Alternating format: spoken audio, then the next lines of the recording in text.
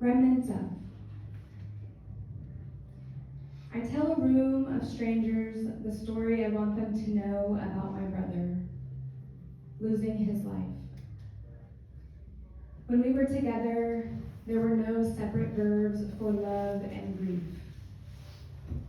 Once at an ocean, I thought, possibly, to be swallowed in glass-shaped waves might possibly make it make sense, or at least fill my memories with another image than the glitched video footage showing him walk into a church, and the room birthing stillness as officers arrived and 40 seconds went,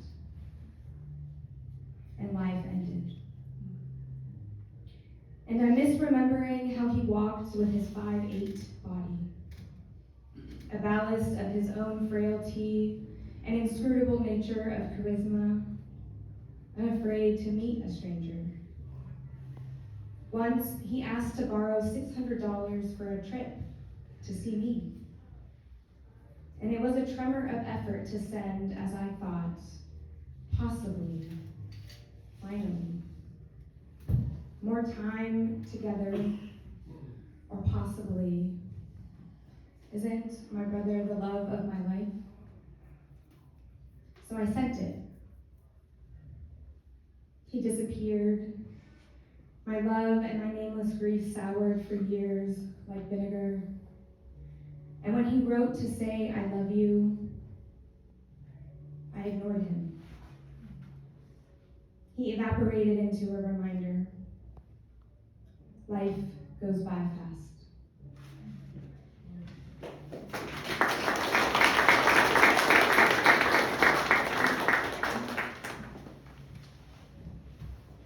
A new poem. Tisiphone.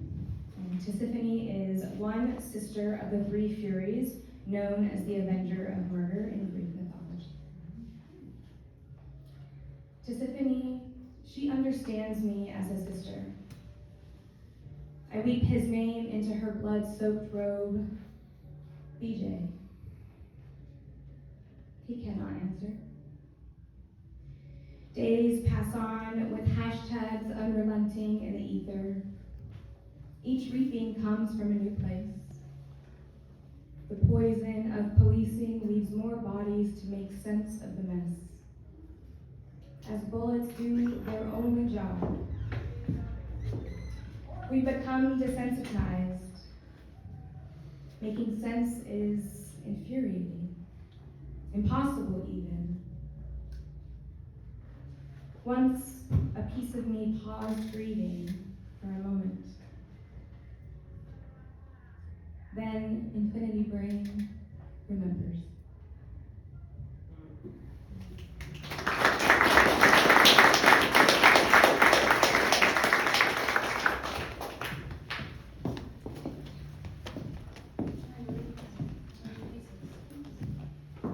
This one is called Abbreviated Grief. All day, I've been alternating between a burning red that moves very quickly when I remember every broken minute of life since that hard phone call announced brother's existence doubtful. And the soft, sticky sand that haunts the steps after he was reported dead. On the outside, I'm fine. I'm rotating under a yellow sun, like minutes or seconds are sweet, tall, silver slivers of grass. I've even got some fooled into believing I'm a beacon in the mud or a lighthouse that somehow determined her way through every grief gravel stone, or washed up rock with countless pocketed shells that fumble hope. And maybe, just maybe, the coral I see, the clay I hold, the boulders of tears within these eyelids can will his life back. Curious are the few about the inside, obscured maybe especially to myself now, learning how submerged I was how unclear who I had to be loved, but quick to see what I had to do for safety's illusion. Perform, fix, achieve. So then what's the marker of a grief well done? Is it that my rage only glares orange as it's flashing against the occulting rawness, smiling through it every day? Is it each month counted, the very diaphone creating obstruction of gray matter, even though I'm shucking recklessly the oysters of alive memories of brother?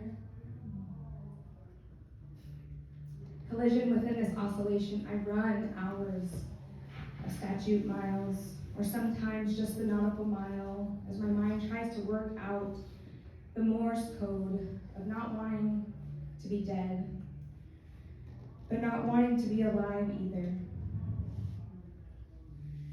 The ultimate demarcation in learning black and white are just the iso phase of a whistle.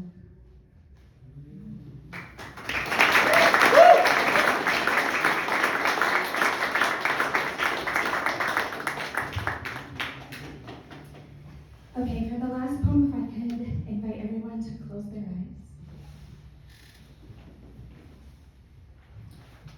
Obituary after 1,095 days.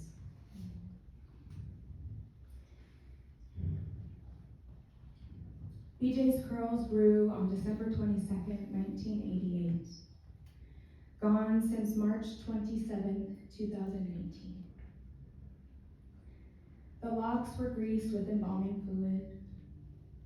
Before his hair charred, I watched the mortician take shears to their fullness. My longing shoveled into his chest. Then I left with 6 pouches like gift bags from a party. As each ghost year turns, I search photos for the memory of twirling curls. His last words were spoken as a father. He spoke of finally restoring his family. I wonder if he feels the impact he caused. I wonder what his last thought was. I wonder when the bleeding stopped. He used to record songs with strangers. In one video, he sang from a higher place, but the curls were gone, gone, gone. Maybe he trusted the way parts of him came back, as in when I see him in my dreams. Thank you.